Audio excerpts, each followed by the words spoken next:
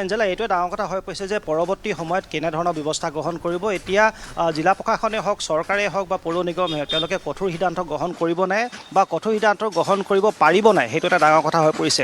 এতিয়া চাওক এঞ্জেলা, মই এটা অঞ্চলত আছোঁ, অতি ব্যস্ত অঞ্চল, মই বজাৰ অঞ্চলত আছোঁ। মোৰ কাষতেই আছে মাছ বজাৰ, যিখন মূল মাছ বজাৰ ডিব্ৰুগড়।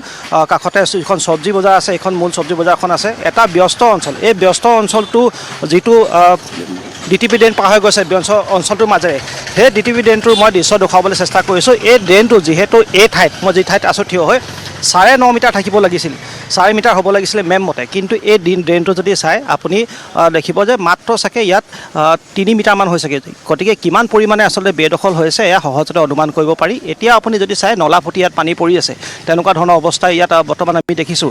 আৰু যদি এই নলাটো যদি বহল হ'লহেঁতেন বা যি এছিয়ান ডেভেলপমেণ্ট বেংকৰ পৰা যি টকা আহিছিল 170 কোটি, সেই টকাৰে যদি ভালদৰে নিৰ্মাণ কৰা হ'লহেঁতেন, ডিব্ৰুগড়ত হয়তো কৃত্ৰিম বানৰ সমস্যা নহ'লহেঁতেন, তাৰ উপৰি যান জঁটৰ সমস্যা নহ'লহেঁতেন। কাৰণ ইয়াৰ ওপৰত এটা পথ নিৰ্মাণ হোৱাও কথা আছিল। সেইখিনি দুৰ্ভাগ্যক্ৰমে হৈ নুঠিল। সেয়া আচলতে ডিব্ৰুগড়বাসীৰ কাৰণে দুৰ্ভাগ্য। আমি এই বিষয়ে কিছু স্থানীয় লোকৰ লগত কথা পাতিবলৈ চেষ্টা কৰিম, তেওঁলোকে কি মন্তব্য কৰে। মই দুটা দৃশ্য প্ৰথমে দেখুৱাব বিচাৰিছোঁ।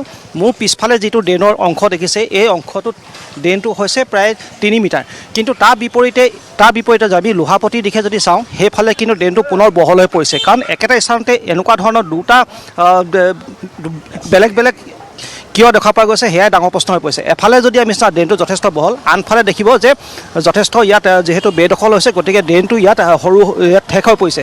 আৰু ইতিমধ্যে কৈ থকা হৈছে যে আমি ইতিমধ্যে উল্লেখ কৰিছোঁৱেই, তথ্য সহকাৰে উল্লেখ কৰিছোঁ যে 72টা এনেকুৱা স্থান আছে যাৰ যোনে বেদখল কৰি আছে। অনুষ্ঠান প্ৰতিষ্ঠান, চিকিৎসালয়, চৰকাৰী কাৰ্যালয়, তেনেধৰণৰ যিবিলাক অনুষ্ঠান প্ৰতিষ্ঠান আছে তেওঁলোকে দখল কৰি আছে। সেই 62টা স্থানৰ 62জন গৰাকীৰ কাৰণে আচলতে সমগ্ৰ ডিব্ৰুগড়বাসীয়ে ভুগিবলগীয়া হৈছে। ডিব্ৰুগড় প্ৰতিজন বাসীয়ে ভুক্তভোগী হ'বলগীয়া হৈছিল। 22টাকৈ দিন যিহেতু জলবন্দী হ'বলগীয়া আছিল ডিব্ৰুগড়বাসী। আমি কিছু কথা পাতিবলৈ চেষ্টা কৰিম। আমি দেখিছোঁ যিটো নলা এই স্থানত 9 মিটাৰ হ'ব লাগিছিল, কিন্তু ইয়াত আমি দেখিছোঁ অকল প্ৰায় 3 মিটাৰমানহে হৈছে। কেনেকুৱা ধৰণে বেদখল হৈছে। আৰু এইবাৰ আমি দেখিছোঁ যে প্ৰতিজন ডিব্ৰুগড়বাসীয়ে ভুক্তভোগী হৈছে, যি ধৰণৰ পৰিৱেশ সৃষ্টি হৈছিল বানপানীৰ। কি কোৱা যায়? চাওক, 2015 যিটো বানপানী হৈছিলে, তাৰপিছত এইবাৰ 24ত যিটো হৈছে, প্ৰায় 1 মাহ মানুহে ভুক্তভোগী হ'বলগীয়া হৈছে। আৰু তাৰ মেইন কাৰণ কি হৈছে, আপোনাৰ কোনো বৰষুণৰ পানী ইমান মানে হৈছে যে কৃত্ৰিম পানী, এই যিটো ড্ৰেইনটো আপুনি এতিয়া অলপ আগতে দেখিছে প্ৰায় 3-5 মিটাৰ আছে। এইটো হ'ব লাগিছিলে প্ৰায় 15 মিটাৰমান, মানে ড্ৰেইনৰ দুয়োকাষে ৰাস্তা হ'ব লাগিছিলে। কিন্তু আপুনি চাওক, ইয়াত ক'তো আপুনি দেখিছে, এইটো চহৰৰ এইটো মেইন নলাটো, ইয়াৰ পৰা চাওক এইটো অকণমান গলি আছে, এইটোত ক'তো নাই। আৰু এইটো ছাইড চাওক এনেকৈ টাৰ্ণ কাৰ্ভ হৈ গৈছে। কিমান ইয়াত এনক্ৰচমেণ্ট আছে। অকল এই অঞ্চলটো, এইটো 11 আৰু 10 নম্বৰ ৱাৰ্ডটো পৰে, আৰু এইটো 9 নম্বৰ ৱাৰ্ড পৰে। এই 3টা ৱাৰ্ডৰ মাজত এইখিনি চাওক কিমান মানে কি কয় এনক্ৰচমেণ্ট হৈ আছে। আৰু ইয়াত মানে পাব্লিকে, এওঁলোকে যিবিলাক ড্ৰেইনৰ কাষত বাসিন্দাসকল, ইহঁতি মানে এইটো নিজৰ পৈতৃক সম্পত্তি ভাবি লৈছে। ইহঁতি প্ৰত্যেক বছৰে 2 বছৰে কিবা এটা নিৰ্মাণ কৰিবলৈ আৰু অলপ আগবঢ়াই লয়, কিবা এটা বনায় আৰু অলপ আগবঢ়াই লয়। মানে নিজৰ পৈতৃক সম্পত্তি যিমান পাৰে ইমান এনক্ৰচমেণ্ট কৰক।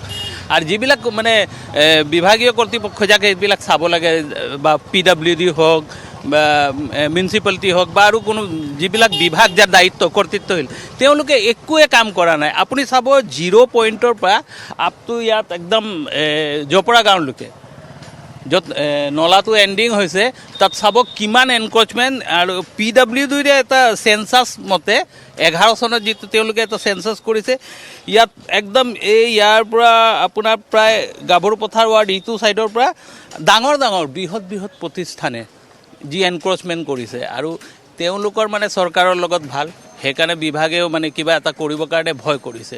এতিয়া লাষ্ট টাইম যিটো ডিব্ৰুগড় পূৰা ডিব্ৰুগড়বাসী এই কেইজনমান মানুহৰ কাৰণে পূৰা ডিব্ৰুগড়বাসীয়ে ভুক্তভোগী হ'বলগীয়া হৈছে। প্ৰায় 1 মাহ হৈ গ'ল। যোৱা আপোনাৰ 27 জুনত 25 বা 27 জুনত বৰষুণ যিটো আৰম্ভ হৈছিলে, পানী সিদিনাখনলৈকে আজি 3-4 দিন আগলৈকে নালিয়াপুৰবাসী ৰাইজে তাত ভুগি আছিলে। ইভেন আপুনি কেতিয়াও এইটো চাইছিলে যে পানীৰ কাৰণে ৰাষ্ট্ৰীয় ঘাইপথ বন্ধ কৰি দিয়া হৈছে দলং ভাঙি। এইটো মানে অসমত মানে ইণ্ডিয়াটো ক'তো হোৱা নাই নেকি মই ভাবিছোঁ। এনেকুৱা কাৰণ কাৰ কাৰণে হৈছে? এই কিছুমান মানুহৰ কাৰণে হৈছে। এতিয়া যদি হতাশক আছে, তেওঁলোকে সেই বানপানীত যেতিয়া হৈ আছিলে তেতিয়া কৈছে নাগৰিক সভা পাতিম, নাগৰিকৰ লগত আলোচনা কৰিম। এতিয়া লাহেকৈ পানী কমি গ'ল, এতিয়া নাগৰিক সভাও নহ'ব। আৰু কিছুমানে যিবিলাক বৃহৎ বৃহৎ মানুহবিলাক যোনে এনক্ৰচমেণ্ট কৰিছে, তেওঁলোকে কিবা প্ৰকাৰে এই নাগৰিক সভাটো হ'বও নিদিয়ে। নাগৰিক সভা হ'লে চবেই এই কথাটো উঠাব, তেওঁৰ নাম ল'ব, তেওঁৰ নাম লিষ্টতে আছে। নিশ্চয় এঞ্জেলা, এটা কথা উল্লেখ কৰিব লাগিব, যিহেতু 62টা অনুষ্ঠান প্ৰতিষ্ঠানে যিহেতু বেদখল কৰিছে, সেই নামখিনি ইতিমধ্যে আছে, তথ্যখিনি আছে, আৰু সেয়া আমাৰ তথ্য নহয়, সেয়া চৰকাৰী তথ্য যিখিনি ইতিমধ্যে কোৱা হৈছে। কিন্তু এতিয়া চাওক, যেতিয়া পানী কমি যায় আচলতে সকলোৱে কথাবিলাক পাহৰি থাকে, সেইটোহে ডাঙৰ কথা। বৰ্তমান সময়ত কিন্তু যি ধৰণৰ এতিয়া ভুক্তভোগী হ'বলগীয়া হ'ল ডিব্ৰুগড় ৰাইজ, জলয় পলয় যিদৰে ভুগিলে আচলতে, তাৰপিছত এতিয়া বহুখিনি কথা উদ্বেগ হৈছে, বহু প্ৰশ্ন উদয় হৈছে যে আচলতে কি কাৰণে ভুগিবলগীয়া হ'ল। যিহেতু চৰকাৰৰ ওচৰত, জিলা প্ৰশাসনৰ ওচৰত তথ্য আছে, তথ্য থকাৰ পিছত সাহস কিয় নাই যে এইসকল লোকক তেওঁলোকক আঁতৰাব পাৰে ইয়াৰ পৰা, তেওঁলোকক যি অবৈধ নিৰ্মাণ কৰিছে সেইবিলাক ভাঙি পেলাব পাৰে, সেইখিনি কিয় তেওঁলোকৰ সাহস নাই, সেয়া ডাঙৰ প্ৰশ্ন হৈ পৰিছে। মই কিছু দৃশ্য পুনৰ দেখুৱাবলৈ চেষ্টা কৰিছোঁ, ৰাহুল মণ্ডলে দেখুৱাব। যিটো নলা আপুনি দেখিছে, এইটো বৰ্তমান ইয়াত যথেষ্ট বেদখল হৈছে, কাৰণ এইটো 9 মিটাৰ ঠাইত এতিয়া বৰ্তমান 3 মিটাৰ মানে হৈছে। কিন্তু তাৰ কাষতে আপুনি দেখিব এটা মন্দিৰ, মই পুনৰ দেখুৱাবলৈ চেষ্টা কৰিছোঁ, এটা উপাসনাস্থলী ইয়াতে কাষতে বনাই থোৱা হৈছে। আৰু এই উপাসনাস্থলীসমূহ এই কাৰণে বনোৱা হৈছে যে তেওঁলোকক ইয়াৰ পৰা উপাসনাস্থলী থাকিলে হয়তো আঁতৰাব নোৱাৰে, তেনেকুৱা ধৰণৰ কিছুমান কথা থাকে। আৰু এইদৰে এতিয়া সমগ্ৰ ডিব্ৰুগড়বাসীয়ে জ্বলা-কলা খাবলগীয়া হৈছে, কেৱল এই 62টা প্ৰতিষ্ঠানৰ বাবে, 62জন লোকৰ বাবে আচলতে তেনেকুৱা জ্বলা-কলা খাবলগীয়া হৈছে ডিব্ৰুগড়বাসীয়ে। এতিয়া আমি দেখিছোঁ যে বিভিন্নজনে বিভিন্ন কথা কৈ আছে। যেতিয়া আমি বিধায়কগৰাকীক যে এই বিষয়ে প্ৰশ্ন কৰোঁ, বিধায়কগৰাকীৰ কথাতে গম পোৱা যায় যে তেওঁ একেবাৰে নিসহায়, তেনেকুৱা ধৰণৰ কথা কোৱা যায়। পৌৰ নিগমক যেতিয়া আমি প্ৰশ্ন কৰোঁ, পৌৰ নিগমে এটা কথা কয়, জল সম্পদৰ অধীনত আছে নলাটো, গতিকে তেওঁলোকে একো কৰিব নোৱাৰে। কিন্তু দায়িত্ব পালন কৰিব কোনে, ডিব্ৰুগড়বাসী ৰক্ষা কৰিব কোনে, সেয়া এতিয়া ডাঙৰ প্ৰশ্ন হৈ পৰিছে।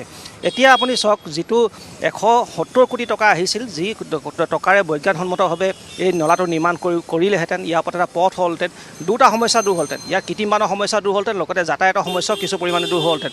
সেইটো হৈ নুঠিল অকল এছাম লোকৰ বাবে, যিসকল লোকে এই 9 কিলোমিটাৰ দৈৰ্ঘ্যৰ যিটো নলা, সেই নলাটো কি দখল কৰি আছে, সেইবাবে আচলতে এইখিনি হৈ নুঠিল। আৰু আমি দেখিছোঁ যে এইদৰে এতিয়া আশে পাশে যিখিনি ব্যৱসায় প্ৰতিষ্ঠান আছে, এই প্ৰতিষ্ঠানসমূহ কিন্তু বৰ দিনে পুৰণা নহয়, এইবিলাক খুব কম সময়ৰ ভিতৰতে গঢ় লৈ উঠা। আৰু এইদৰে এতিয়া যোনে যেনেকৈ পায়, এই যিটো ডিব্ৰুগড় মুখ্য নলাটো এইদৰে তেওঁলোকে এতিয়া দখল কৰিছে, যাৰ ফল এতিয়া সমগ্ৰ ডিব্ৰুগড়বাসীয়ে ভুগিব লগা হৈছে। 22-23টা দিন পানীৰ মাজত যিহেতু ডিব্ৰুগড়বাসী থাকিবলগীয়া হৈছিল, সেয়া কিন্তু বৰ এটা সহজ কথা নহয়। আৰু এতিয়া যদি হতাশক নেদেখুৱায়, এতিয়া যদি উচ্ছেদ নকৰে বা বেদখল মুক্ত নকৰে, হয়তো এনে পৰিস্থিতি ডিব্ৰুগড়ত বাৰেপতি উদ্ভৱ হৈ থাকিব। নাগৰিক সভাৰ কথা কোৱা হৈছে। 2015 চনত চৰকাৰে লাষ্ট টাইম যেতিয়া তৰুণ গগৈ CM আছিলে, সেই সময়ত সেই ডিব্ৰুগড় সেই 0 পইণ্টৰ পৰা ইয়াত ড্ৰেইনৰ ওপৰেদি কভাৰ দি, মানে যিটো কৃত্ৰিম বানপানীৰ সমস্যা, সেইটো সমাধান হ'লে আৰু এটা ৰোড হৈ গ'লে হয়, যিটো চহৰৰ এইবিলাক আপুনি ভিৰ দিছে, সেইটো কিন্তু সেই সময়ত কিছুমান ব্যক্তিয়ে, কিছুমান ডাঙৰ ডাঙৰ মানুহক লৈ এটা এনেকুৱা লবি বনাইছিলে, সেই কামটো ৰখাই দিলে। সেই কামটো তাত গৈ ৰখাই দিছে, কিবা প্ৰকাৰে কামটো ৰখাই দিলে, আৰু সেই কোম্পানীও লাষ্টত পইচা লৈ দেৱলীয়া হৈ গ'ল, আৰু বিল উঠাই ছুইজাৰলেণ্ডৰ কিবা কোম্পানী, ছুইজাৰলেণ্ডৰ পলাই গ'ল। তো এইবিলাক মানে কিছুমান এনেকুৱা মানুহৰ এটা ষড়যন্ত্ৰ, এটা লবি আছে, যোনে এই কামটো হ'ব নিদিয়ে। এতিয়া আপুনি চাওক, কোনোবা এজন লোক, তেওঁ ব্যক্তিগত এখন চিকিৎসালয় মালিক, কোনোবা এজন ব্যক্তিগত এখন স্কুলৰ মালিক, কোনোবা ডাঙৰ ডাঙৰ প্ৰতিষ্ঠানৰ মালিক, সেইসকল লোকৰ বিৰুদ্ধে আচলতে সাহস দেখুৱাব পাৰিবনে নাই ডিব্ৰুগড় জিলা প্ৰশাসনে, চৰকাৰে, সেয়া এইটো সময়ত ডাঙৰ প্ৰশ্ন হৈ পৰিছে। কাৰণ তেওঁলোকক আমি এই মুহূৰ্তত আপোনাক ধন্যবাদ জনাইছোঁ। দুয়োগৰাকী সাংবাদিকে আমাক ইতিমধ্যে জনাইছে।